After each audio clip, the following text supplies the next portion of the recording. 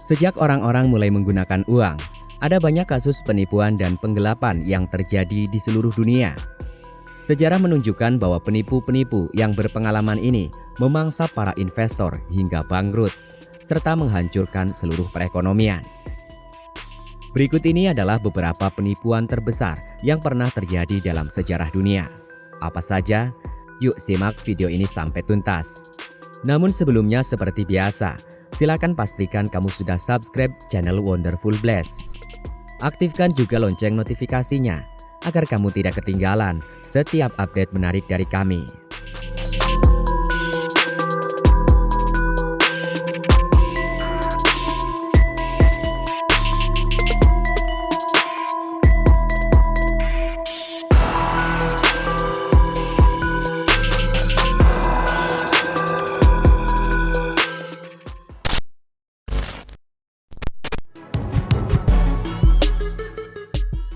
Skandal BRIEX.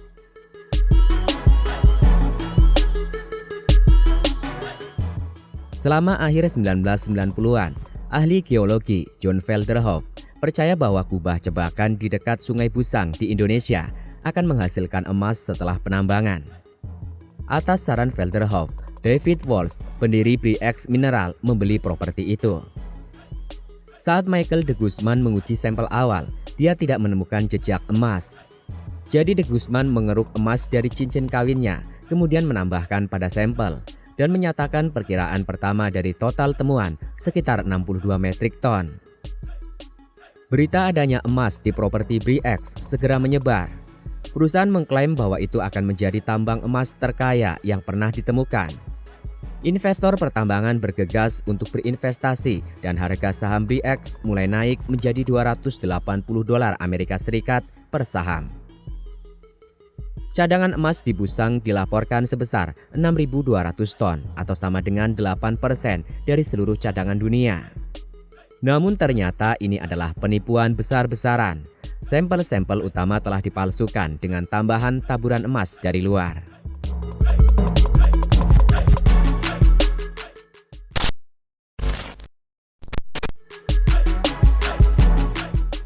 Skandal Enron Corporation. Dari tahun 1996 hingga tahun 2000, penjualan perusahaan Amerika Enron Corporation dilaporkan meningkat dari 13,3 miliar dolar menjadi 100,8 miliar dolar. Bahkan Enron Corporation dinobatkan sebagai America's Most Innovative Company oleh majalah Fortune selama 6 tahun berturut-turut. Pada akhir 2001, kondisi asli keuangan Enron Corporation terungkap. Laporan tersebut menyatakan bahwa terdapat penipuan akuntansi yang sistematis, terlembaga, dan direncanakan secara kreatif. Skandal ini berhasil mengungkap celah dalam aturan akuntansi di Amerika. Enron Corporation melaporkan kebangkrutannya pada 30 November 2001 dan pada 2 Desember 2001 mengajukan permohonan perlindungan undang-undang kepailitan Amerika Serikat.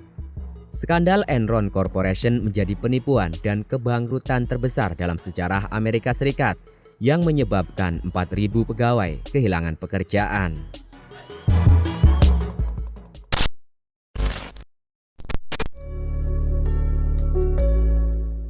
Skandal Poyeis. Pada awal tahun 1820-an, seorang pria bernama Gregor MacGregor menemukan negara fiksi yang dinamai Poyeis. MacGregor mengklaim itu terletak di dekat Sungai Hitam atau tempat yang sekarang disebut Honduras.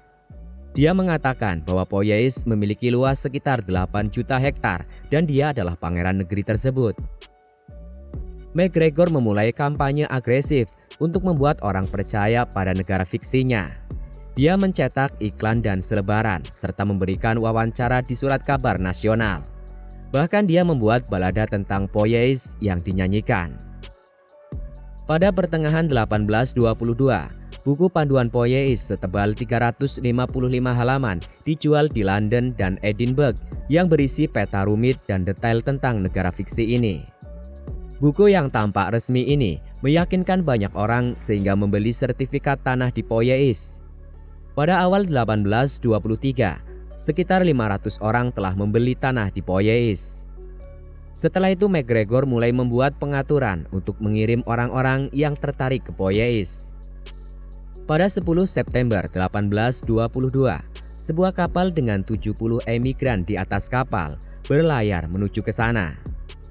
Kemudian pada 22 Januari 1823, sebuah kapal lain berlayar dengan hampir 200 emigran naik. Setelah mencapai tanah yang diyakini sebagai Poyais, para emigran menyadari bahwa mereka telah ditipu.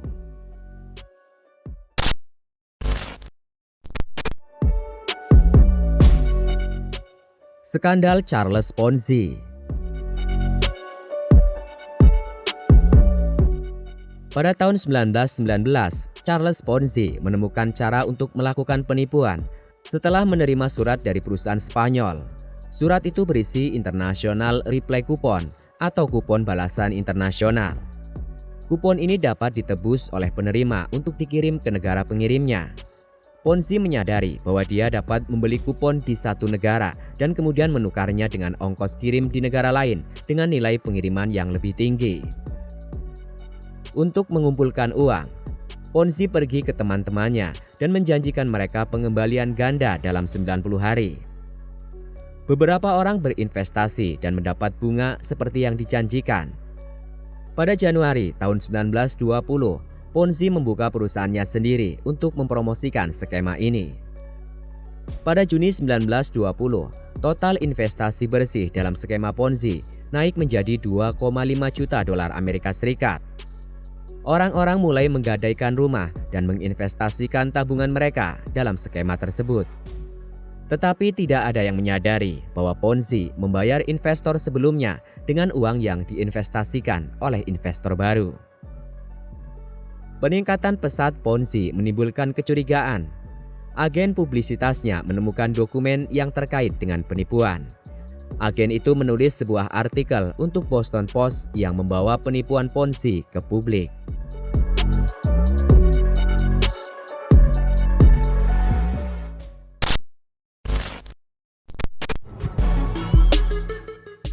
Skandal Lincoln Savings and Loan Association.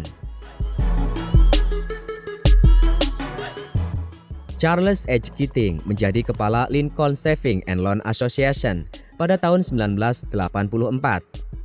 Segera setelah bergabung dengan perusahaan, dia memecat manajemen yang ada. Pada masa-masa itu ada pembatasan yang cukup longgar pada investasi perbankan. Mengambil keuntungan dari peluang ini, Keating mulai menginvestasikan uang deposan dalam investasi berisiko tinggi tanpa sepengetahuan deposan. Dilansir dari The New York Times, selama 4 tahun ke depan, aset Lincoln Savings and Loan Association meningkat dari 1,1 miliar menjadi 5,5 miliar dolar Amerika Serikat. Pada tahun 1989, perusahaan induk Lincoln Savings and Loan Association, American Continental Corporation, bangkrut. Tidak lama setelah itu, penipuan Lincoln Savings and Loan Association terungkap dan meninggalkan ribuan investor dengan obligasi tidak berharga.